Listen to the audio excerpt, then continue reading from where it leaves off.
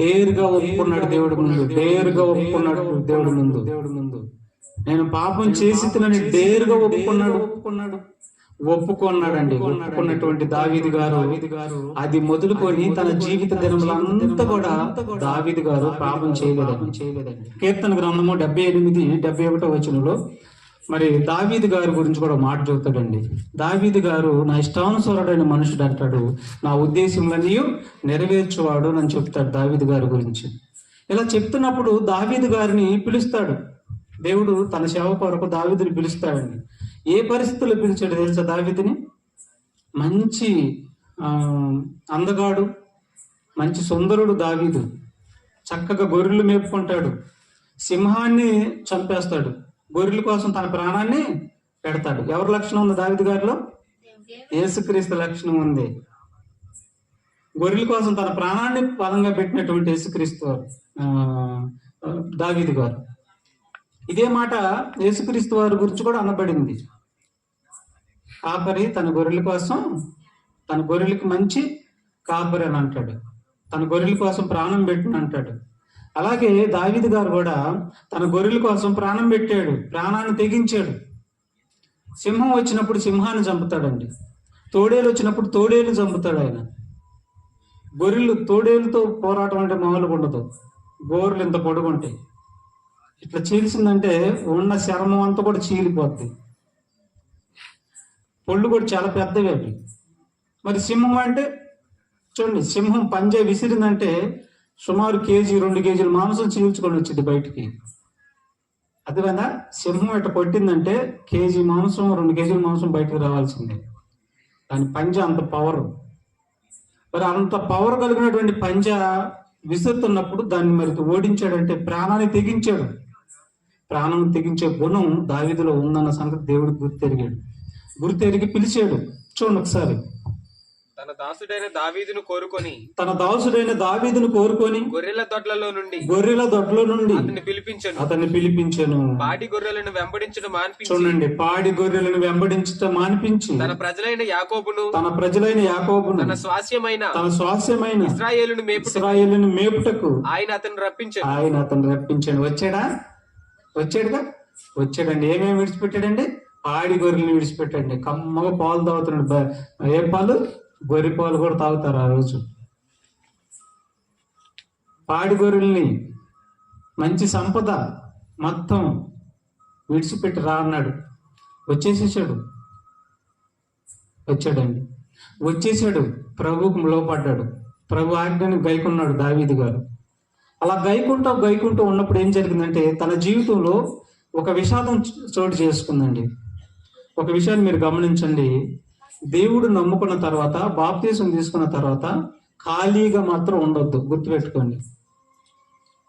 ఇక దేవుడి సంబంధం నువ్వు క్రైస్తవుడివి, నువ్వు క్రైస్తవురాలివి. క్రైస్తవుడు అంటే అర్థం ఏంటంటే కులం కాదు, క్రైస్తవు అంటే మతం కాదు. క్రైస్తవుడు అంటే అర్థం ఏంటంటే క్రీస్తుకు చెందినవాడని అర్థం, క్రీస్తుని ధరించుకున్నవాడని అర్థం.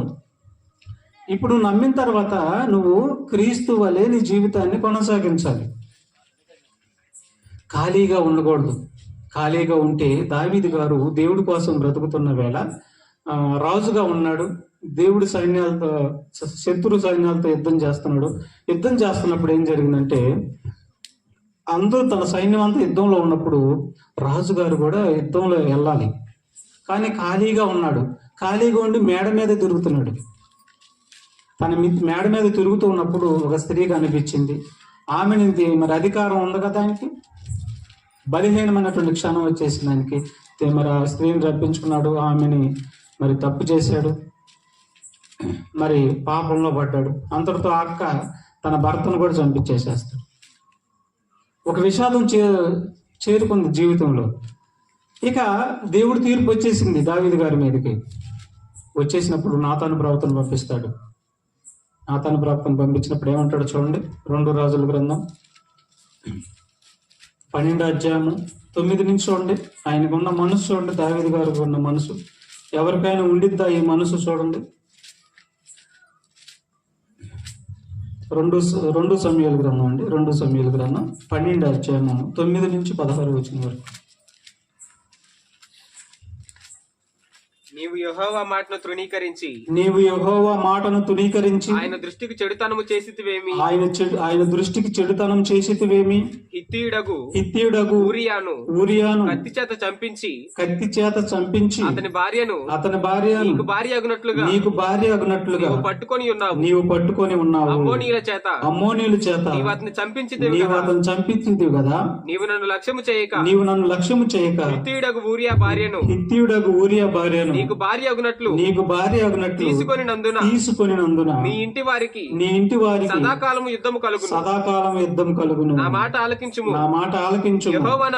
యెహోవానగు నేను సెలవిచ్చినదేమనగా నీ ఇంటి వారి మూలముననే నేను నీకు అపాయం పుట్టింతును నీవు చూచుచుండగా నేను నీ భార్యలను నువ్వు చూచుండగా నీ ఇంటి వారి మూలంగానే నేను అపాయం కలుగజేస్తానని చెప్పాడండి.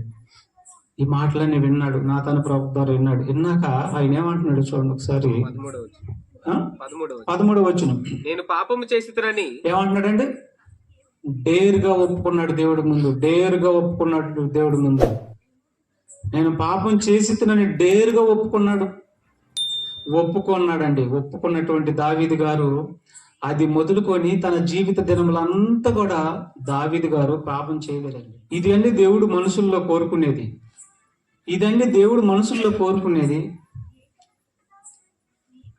నులివెచ్చగా ఉంటాం ఉండకూడదు. ఇటు దేవుడు కావాలి, లోకం కావాలి, తప్పు. అది చాలా చాలా ప్రమాదం తెచ్చుకుంటాం నెత్తి మీద. విపరీతంగా దేవుడి కోపం మన మీద తెచ్చుకుంటాం. వద్దు, ఉంటే దేవుళ్ళో ఉండిపో, పూర్తిగా దేవుళ్ళో బ్రతుకుపో, లేదా లోకంలో ఉండిపో, లోకం కోసం బ్రతుకు. దేవుడిని మాత్రం అవమానం పాలు చేయొద్దు అంటున్నాడు. అవమానం పాలు చేయొద్దు. ఇప్పుడు ఏమంటున్నాడు దావీదు గారు? నేను పాపము చేసి తిని 13 నేను పాపం చేసి దావీదు నాతానుతో అనగా నాతాను నీవు చావక ఉండునట్లు యెహోవా నీ పాపమును పరిహరించెను. ఎందుకు పరిహరించాడండి? నీవు సావక ఉండినట్లు యెహోవా నీ పాపమును పరిహరించెను. ఎందుకు పరిహరించాడు తెలుసా? చెప్పండి, ఎందుకు పరిహరించాడు? బాధను చేసిన తప్పుకి శిక్ష పడిపోయింది. జీవితకాలం పాటు నువ్వు బాధను అనుభవిస్తావు. జీవితకాలం పాటు నువ్వు కన్నీరు పెట్టుకుంటావు, ఏడుస్తావు, భయంకరమైన వేదన పాలవుతావు. బ్రతికొండ జీవ శవంలాగా నువ్వు బ్రతుకుతావు. శిక్ష విధించాడు దావీదు వదల్లా. అయినా నిన్ను బట్టి నీ ప్రాణం తీయకుండా దేవుడు పరిహరించడం అన్నాడు. ఎందుకు అన్నాడు తెలుసా? మొదటి రాజుల గ్రంథం చూడండి, ఆ మాట చూద్దాం. మొదటి రాజుల గ్రంథం 15:4 వచనం చూడండి. ఎందుకు అన్నాడండి? దేవుడుని ప్రేమిస్తే దేవుడు కరుణిస్తాడండి, దేవుడు జాలి చూపిస్తాడు, దేవుడు తప్పిస్తాడు కూడా. దావీదు హిత్తీయుడైన ఊరియా సంగతి ఎందు తప్ప తమ జీవిత దినములన్నిటిని యెహోవా దృష్టికి యథార్థముగా నడుచుకొనుచు. ఏమన్నాడండి? ఆ విషయాల్లో తప్ప జీవిత దినములన్నిటను యథార్థముగా నడుచుకొనుచు. యెహోవా అతనికి ఇచ్చిన ఆజ్ఞలలో దేని విషయమందును చూడండి, ఆల్రెడీ తప్పాడు, పశ్చాత్తాపడ్డాడు, శిక్ష వచ్చి పడింది. ఇక అప్పటి నుంచి జీవితాన్ని దేవుడి కోసం ఫలంగా పెట్టేశాడండి. ఈనాడు అలాంటి మనసు గల వాళ్ళు ఎవరైనా ఉన్నారో ప్రపంచంలో అంటే దొరకరు. జల్లిడి పెట్టినా దొరకరు. ఏదో ఒక మాటల్లో కానీ ఆలోచనలో కానీ తప్పిపోతూనే ఉంటారు. దావీదు అలాంటి వాడు కాదు. దావీదు తప్పును చూస్తున్నాడు కానీ మనిషి దావీదు జీవితాన్ని చూస్తున్నా. తదుపరి దేవుడు దావీదు జీవితాన్ని చూశాడు, దావీదు భవిష్యత్తుని చూశాడు. నెంబర్ 1గా బ్రతికాడు. ఆయన చివరి దశ దగ్గరికి వచ్చినప్పుడు, వృద్ధాప్య దశ దగ్గరికి వచ్చినప్పుడు, ఆయనకి బాగా సలివేస్తూ ఉన్నప్పుడు వెట్ట కలుగుతానికి అంటే వేడి కలుగుతానికి ఆ రోజు రాజులు ఏం చేస్తారంటే ఒక కన్యకను తీసుకొచ్చి వారికి వెట్ట కలగటానికి మరి రాజులకి ఆ పక్కన పండుగ పెడతారు. వాళ్ళు ఆ రాజుల కాలంలో అలా ఉండేదన్నమాట. అప్పుడు ఆ కన్యక మరి ఆనుకున్నప్పుడు అతనికి వేడి వచ్చేసింది. రాజులు పద్ధతి ఆ రోజు అట్ట ఒక చిన్నదాన్ని, ఒక చక్కటి చిన్నదాన్ని, ఆ దేశం అంతట్లోనూ ఒక చక్కటి చిన్నదాన్ని తీసుకుని వచ్చి ఆయనకి వెట్టగలగటానికి ఆయన దగ్గర పండుగ పెడతారండి. ఎవరి దగ్గర? దావీదు దగ్గర. దావీదు దగ్గర పండుకోబెడితే ఆయన ఆమెను పోడలేదు. చూడండి ఆ మాట చూడండి ఎట్టుందో. అతను ఆమెను పోడలేదని ఉంది. చూడండి ఒకసారి ఆ మాట కూడా చూడండి. మొదటి రాజులు మొదటి అధ్యాయం 4వ వచనం.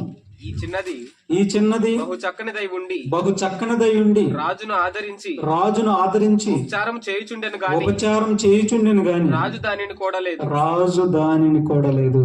ఇది దావీదు మనసు.